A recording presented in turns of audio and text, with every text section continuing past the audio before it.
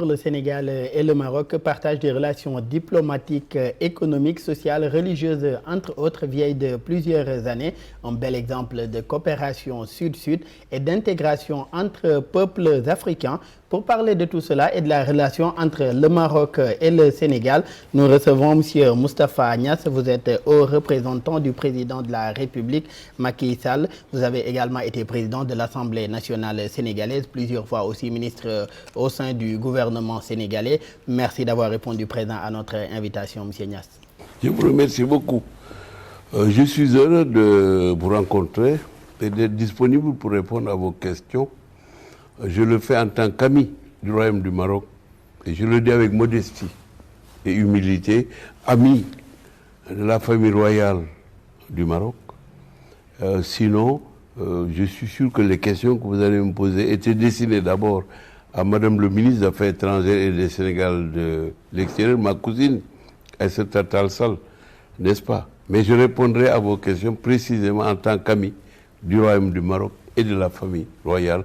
Je suis fier de l'être. Et tout le plaisir est pour nous de partager avec vous cet entretien également. Le Sénégal et le Maroc qui entretiennent des relations fraternelles, vous l'avez rappelé tout à l'heure, de très longue date. Deux pays qui ont beaucoup de choses en commun. Déjà, quel regard portez-vous aujourd'hui sur ce lien singulier qui lie le Sénégal au Maroc? Vous savez, ce lien a existé depuis l'époque des Almoravides. Donc plusieurs siècles avant même que le Sénégal n'ait été colonisé par la France. Entre les peuples qu'on pouvait appeler peuples du sud du Sahara, commençant par le nord du Sénégal et la zone de la Mauritanie, et les pays du Maghreb, surtout avec le Maroc. Le Maroc a été le sponsor numéro 1 du Sénégal avec la France, au moment où le Sénégal était admis en 1960 aux Nations Unies comme membre de l'ONU. Le Sénégal a été parrainé par le Maroc et par la France, dont nous venions de nous libérer. Donc ce lien-là est solide puisqu'il remonte avant les indépendances. Il a été consolidé par le roi Mohamed V. Et à partir de février 1961, le 17 février exactement, par l'avènement de Sa Majesté le roi Hassan II. Ce compagnonnage s'est poursuivi jusqu'au 25 juillet 1999, lorsque Sa Majesté a rejoint le Seigneur, a été rappelé à Dieu, et que 3 jours plus tard, Sa Majesté le roi Mohamed VI a pris la succession et est devenu roi du Maroc. Un rappel historique important entre les deux pays, mais au-delà même de ce lien historique entre le Maroc et le Sénégal, vous particulièrement, vous entretenez ou vous avez eu à entretenir des relations également assez fraternelles avec feu le roi Hassan II et avec le Maroc également. Comment définirez-vous l'amitié maroco-sénégalaise? Vous savez, cette amitié est fondée sur une confiance mutuelle, solide, multiforme, multidimensionnelle. Fondée d'abord sur l'islam et sur le Saint-Coran. Ensuite, sur le partage d'idéaux au service desquels les deux peuples se sont toujours inscrits. C'est-à-dire la générosité, la disponibilité, au-delà de la confiance mutuelle et la volonté d'appliquer les préceptes de l'islam et les enseignements du Saint-Coran. Sa Majesté Mohamed V vivait encore lorsque le Sénégal a accédé à l'indépendance. Le groupe que Sa Majesté le roi Mohamed V avait créé réunissait un certain nombre d'États, dont le Sénégal. Plus le groupe de Monrovia, c'est les deux qui ont conduit à la création, au mois de mai 1963, de l'Organisation de l'Unité africaine. Donc le Maroc et le Sénégal figurent sur la liste historique des membres fondateurs de l'Organisation de l'Unité africaine. Et au-delà de tout cela, en 1989, Sa Majesté le roi Hassan II a dit « Les Sénégalais sont nos frères. Et bien que nous n'ayons pas une frontière commune avec le Sénégal, nous sommes un seul et même pays. » C'est très beau. Et cela traduit justement cette osmose, cette démarche comme les marsouins qui sautent au-dessus de l'océan. Ils sautent à la même amplitude, pourtant ils ne se touchent pas. C'est ça le Sénégal et le Maroc. Il m'est arrivé de vivre des scènes parce que le président Senghor a commencé à m'envoyer auprès de Sa Majesté le Roi Hassan II, j'avais 29 ans. Je venais de prendre la direction du cabinet présidentiel et le président Senghor me confiait des messages que j'allais porter à Sa Majesté le Roi Hassan II. C'est ainsi que j'ai fait sa connaissance et que j'ai pris l'habitude de me trouver respectueusement devant lui et de discuter avec Sa Majesté le Roi Hassan II de problèmes importants dont je devais rendre compte par la suite au président Senghor. Il arrivait même que Sa Majesté demanda au président Senghor de m'envoyer à Rabat pour qu'il me dise des choses que je destinais au président Senghor. Combien de fois Sa Majesté le Roi Hassan II a envoyé ici son groupement personnel pour transporter le jeune administrateur civil que j'étais, jeune directeur du cabinet du président Senghor, en Gambie, en Guinée-Bissau, en Guinée-Conakry, pour des missions que j'effectuais avec des ministres marocains, dans la sous-région jusqu'au Moyen-Orient. Et le Sénégal aujourd'hui constitue le premier partenaire économique du Maroc en Afrique de l'Ouest. Les deux pays sont aussi liés par un lien aujourd'hui religieux assez fort. Selon vous, qu'est-ce qui justifie aujourd'hui ce partenariat de choix entre les deux pays, à savoir le Sénégal et le Maroc? C'est le long compagnonnage que Allah a béni et qui a fait que voilà 63 ans que le Sénégal est indépendant. Jamais nous n'avons eu d'incident avec le Maroc sur les questions relatives aux urgences africaines en tant que continent, au mouvement de libération que le Maroc et le Sénégal ont soutenu pendant des années, avant que l'indépendance ne vienne couvrir tout l'ensemble du continent africain aujourd'hui. Sur la question du Sahara, où le Sénégal est aux côtés du Maroc de la manière la plus claire, sans aucune ambiguïté, et pour la défense et l'illustration des valeurs africaines, arabes et musulmanes, de générosité, de respect des préceptes de Dieu et de l'islam, notre sainte religion, tout en nous ouvrant vers les autres religions que sont la juive et la chrétienne. C'est ça le Maroc, c'est ça le Sénégal. Autant les Sénégalais sont les Sénégalais sous la direction du président Macky Sall, autant nous nous considérons aussi comme étant sous la direction avec les prières de Sa Majesté le Roi Mohamed VI, qui est le commandeur des croyants aujourd'hui. Voilà. Et sur la question du Sahara marocain, dernièrement d'ailleurs, le Sénégal a ouvert un consulat à Dakhla dans les provinces du sud du Maroc. Et le roi Mohamed VI, tout comme son homologue sénégalais Macky Sall, prône une Afrique décomplexée et qui doit aujourd'hui se prendre en charge elle-même. D'où le choix du Maroc de promouvoir davantage aujourd'hui l'intégration africaine à travers aujourd'hui un renforcement de la coopération sud-sud. Qu'est-ce que cela vous inspire en tant qu'homme d'État déjà? Mais je dois d'abord saluer la politique de Sa Majesté le Roi Mohamed VI, au-delà de son amitié personnelle avec le président Macky Sall, et des liaisons qui existent de manière permanente sur la base d'échanges réguliers. Donc un parallélisme dans ce que nous faisons ensemble, une certaine osmose entre ce que fait le Sénégal et ce que fait le Maroc. Mais au-delà de cela, aujourd'hui vous allez au Gabon, vous allez trouver le même lien, peut-être avec pas avec la même histoire dans la longueur du temps, mais des liens particuliers aussi d'amitié, de fraternité. Allez au Congo-Brazzaville, au Congo-Kinshasa, au Cameroun, au Niger, au Mali, en Guinée-Conakry, où Sa Majesté le Rwanda a construit Sa Majesté le Hassan II en 1983-84, 59 villas pour le sommet de l'OIA. Ce sommet n'ayant pas pu se tenir pour des raisons liées à l'histoire, la mort du président Sékou Touré, eh bien, croyez-moi, lorsque les autorités guinéennes de 1984-85 se posaient la question de savoir quoi faire de ces villas, eh bien, j'étais présent au palais de Fès avec mon ami, le capitaine Touré, qui était nommé fraîchement ministre des Affaires étrangères. Je l'ai amené moi-même pour faire la connaissance de Sa Majesté le Roi Hassan II au palais. Nous étions en conférence des pays islamiques à Fès. Et à la question de savoir qu'est-ce que la Guinée devait faire de ces villas, Sa Majesté lui a dit « J'en fais cadeau au peuple guinéen ». Ces villas sont encore aujourd'hui là. À Conakry, on les appelle les villas de l'OIA. Le sommet ne s'est jamais tenu là, mais Sa Majesté a dit « J'en fais cadeau au peuple de Guinée, au peuple frère de Guinée. Et aujourd'hui encore, le Maroc est un exemple, tout comme le Sénégal l'est et souhaite le rester, dans la promotion de la solidarité horizontale et verticale qui doit être le ciment de l'amitié et de la solidarité entre les peuples africains. Le Maroc continue, avec le Sénégal et avec d'autres pays, à tout faire pour que l'unité africaine devienne une réalité qu'un jour, les États-Unis d'Afrique, qui est le rêve des pères fondateurs, deviennent une réalité. Et cela arrivera. Je ne sais pas quand, mais cela va arriver. Regardez les intégrations régionales.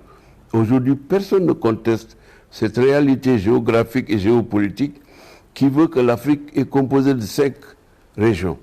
L'Afrique du Nord, l'Afrique australe, l'Afrique de l'Est, l'Afrique de l'Ouest, l'Afrique centrale.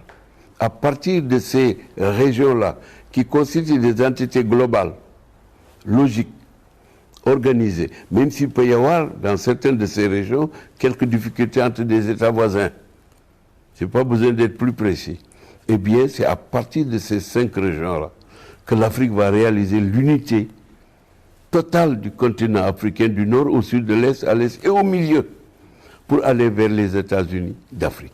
Et on reste avec cette intégration africaine. S'agissant aujourd'hui du président Macky Sall, il vient d'achever son mandat à la tête de l'Union africaine, un mandat assez chargé au cours duquel il s'est fait avocat du continent dans différents secteurs sur le plan international également. Quel bilan tirez-vous aujourd'hui du mandat du président à la tête de l'instance continentale? Vous savez, le président Macky Sall, pendant 12 mois, a été particulièrement mobile. Il a fait les 5 continents. Il a parlé au nom de l'Afrique, il a agi au service de l'Afrique jusqu'à Sochi, en Russie, où il est allé parler avec le président Poutine au moment où les ports de l'Ukraine étaient bloqués, au moment où des bateaux céréaliers attendaient depuis des semaines, puisque le 24 février qu'a éclaté le conflit entre la Russie et l'Ukraine. Le président est resté avec son homologue russe pendant 4h30, ce qui devait être considéré comme un exploit pour un chef d'État africain parti parler au nom de l'Afrique auprès du chef de l'État russe. Celui-ci lui a ouvert toutes les possibilités parce qu'il a parlé avec un homme de conviction, dans le respect mutuel et dans la considération des intérêts supérieurs de la paix, de la fraternité et de la solidarité entre les peuples. Quelques semaines après, c'est tenu en Turquie, à Istanbul, une rencontre au cours de laquelle le président Poutine a signé le contrat qui levait la mesure de blocage des ports et les céréales ont repris leur circulation vers toutes les destinations du monde, puisque tout le monde sait que l'Ukraine et la Russie produisent plus de 40% des céréales qui sont produites dans le monde entier. Eh bien, cela, le président Macky Sall l'a fait au nom de l'Afrique, non seulement pour l'Afrique, mais aussi pour le monde. Ensuite, il y a cette entrée dans le G20, le groupe des 20 pays qui discutent du présent et de l'avenir du monde à partir des analyses qui sont faites, à partir de ce qui s'est passé avant le présent et bien sûr avant le futur. Ensuite, le sommet sur la sécurité, le sommet mondial sur la sécurité qui s'est tenu à Dakar. Le président l'a rendu possible, l'a reçu, a parlé avec les différents interlocuteurs au nom et pour le compte de l'Afrique. Le sommet sur la souveraineté alimentaire, il y a quelques jours seulement, avant qu'il ne rende le tablier et qu'il ne le confie comme succession à son homologue de la Fédération des Comores. Eh bien, plus tout ce qui a été fait sur l'emploi des jeunes, plus l'exigence, la revendication du traitement équilibré et juste dans les relations financières internationales. Ce combat-là, le président Macky l'a engagé avec une conviction extraordinaire. Et aujourd'hui, le processus qui a été lancé va se poursuivre avec son successeur, le président des Comores. Plus aussi la gestion équilibrée des ressources halieutiques pour les pays côtiers. Depuis Tanger jusqu'à Namibie, sur toute la côte Atlantique, et puis dans l'océan Indien, depuis l'Égypte, en descendant, Somalie, Éthiopie, Kenya, jusqu'au Mozambique. Et ce combat-là, le président Macky Sall l'a mené pour l'Afrique et pour le compte de l'Afrique, et il va le réussir s'il plaît à Dieu. Et je pourrais être encore plus exhaustif, je pourrais être encore plus objectif en vous disant que dans tous les cas de figure, le mouvement est lancé.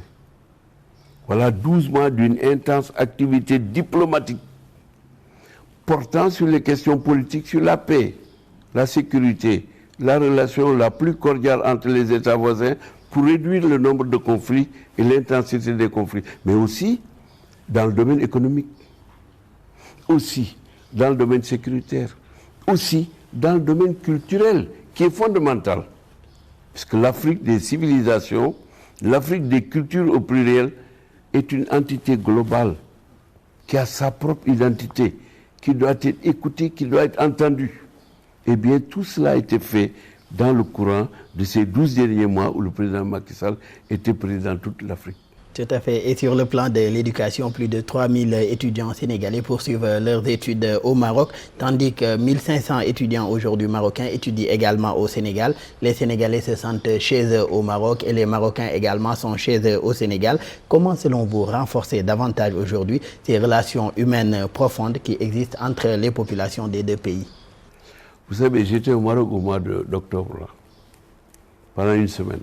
Le président m'avait envoyé le représenter à un colloque international sur la bonne gouvernance et sur la démocratie dans le développement. Colloque qui devait co-présider avec Sa Majesté le roi Mohamed VI. Ils ont eu l'un et l'autre des empêchements au dernier moment. C'est donc le premier ministre du Maroc et moi-même qui avons été représentés nos deux chefs d'État.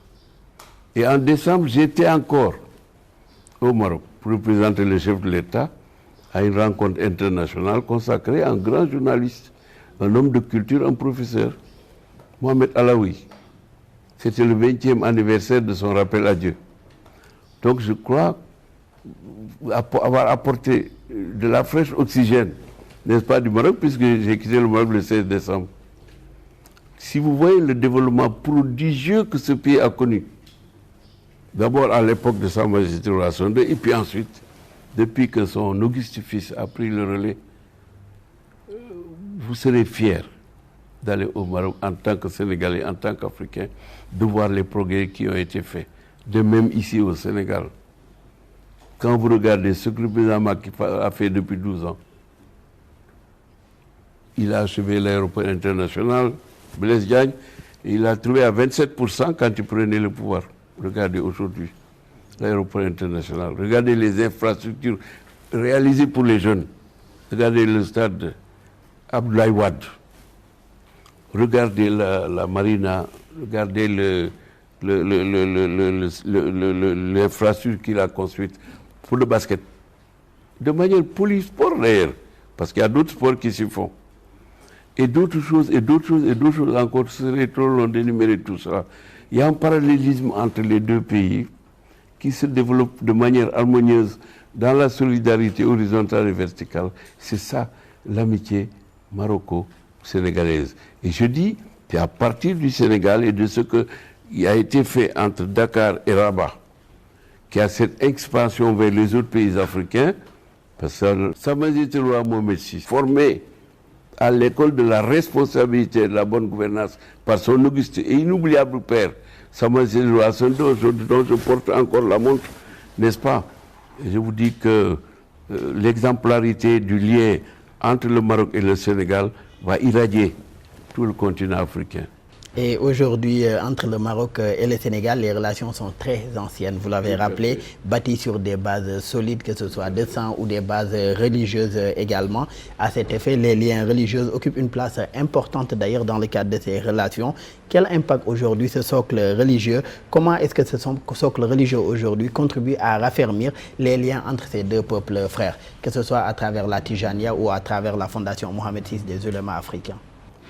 Vous savez, en 1963, après 3 années de travaux La grande mosquée de Dakar a été inaugurée par Sa Majesté le roi Hassan II, qui était au pouvoir seulement depuis 2 années.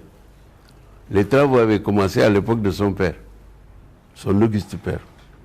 En 1963 déjà, 3 années après notre indépendance et 2 années après l'avènement de Sa Majesté le roi Hassan II comme roi du Maroc, Sa Majesté est venue inaugurer la grande mosquée de Dakar, qui était l'une des plus grandes mosquées sur le continent africain, à part le Maroc.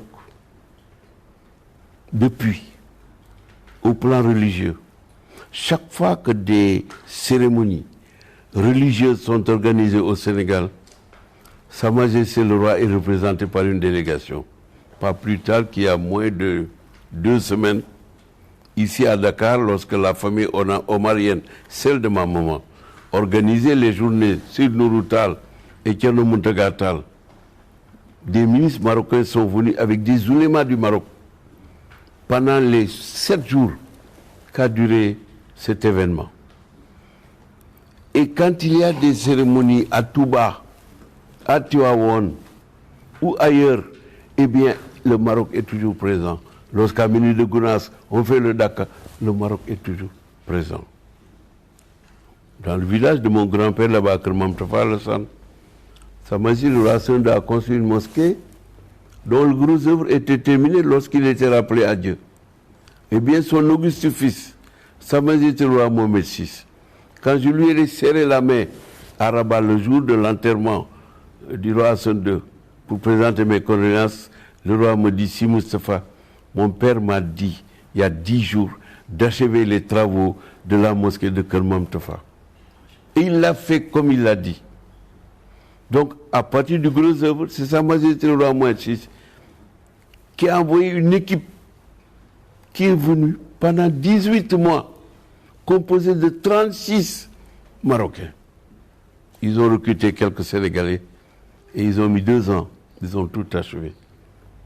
C'est vous dire simplement cela pour illustrer la solidité des liens religieux de solidarité islamique qui existe entre le Royaume du Maroc et le Sénégal. Au-delà même de cela, combien de médecins marocains ont été formés au Sénégal?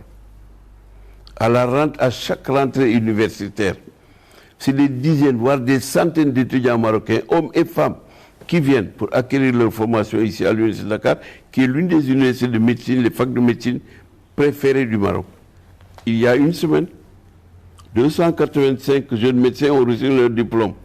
Regardez le nombre de Marocains qui étaient là lorsque les images ont été projetées sur les écrans de télévision. Cela fait notre fierté à nous, en tant que Sénégalais, mais aussi la fierté des Marocains. Quand vous êtes Sénégalais et que vous allez au Maroc, et que vous allez voir un dentiste, un ophtalmologue, un chirurgien, eh bien, il y a de fortes chances, 90% de chances, que le médecin vous dise « j'ai été formé au Sénégal ». Et aujourd'hui, face à la montée de l'extrémisme violent sur le continent, la Fondation Mohamed VI des oulémas africains, une solution pour lutter contre la radicalisation? Vous savez, Mohamed Barham Diop, qui a été formé par Cheikh Ibrahim Niass, mon oncle, a été président pendant des années de l'association des oulémas marocains et sénégalais. Dieu l'a rappelé à lui il y a 7-8 ans. C'est un autre Sénégalais d'air qui a pris le poste. Et les enseignements qui sont donnés par ce mouvement islamique moderne, intelligent, organisé, ouvert et efficace, c'est l'un des remparts contre l'extrémisme, le djihadisme et les violences aveugles de ceux-là qui font appel à l'islam. À tort. Parce que l'islam, le vrai, n'est pas violent. L'islam, le vrai, c'est la paix, c'est la concorde, c'est l'entente, c'est la coopération. Et c'est au service de cet idéal-là que le Sénégal et le Maroc se trouvent tous les jours au niveau des chefs d'État, au niveau des peuples. Et je suis sûr que, Inch'Allah, encore une fois, que cette coopération continue d'inspirer le monde musulman et le monde en général, aussi bien juifs que chrétiens, ensemble, pour que la paix, la concorde, l'entente et la solidarité continuent de prévaloir dans le monde d'aujourd'hui. Parce que les périls sont nombreux, les menaces aussi. Mais le Maroc et le Sénégal, se tenant la main avec les autres pays qui sont aussi des mêmes idéaux, finiront par triompher, Inch'Allah. Merci encore, Monsieur Moustapha Niasse, d'avoir bien voulu nous recevoir ici chez vous pour cet entretien. Je rappelle que vous êtes haut représentant du président de la République, Macky Sall. Vous avez été également président de l'Assemblée nationale sénégalaise et plusieurs fois ministre au Sénégal. Merci encore d'avoir été avec nous. Je vous remercie beaucoup et je vous encourage pour ce travail que vous faites de communiquer et de transmettre les informations intelligemment, généreusement, et avec une vivacité d'esprit qui fait la fierté des personnes du troisième âge que nous sommes. Merci encore à vous. Merci à vous de nous avoir suivis et très bonne suite de programme sur nos antennes.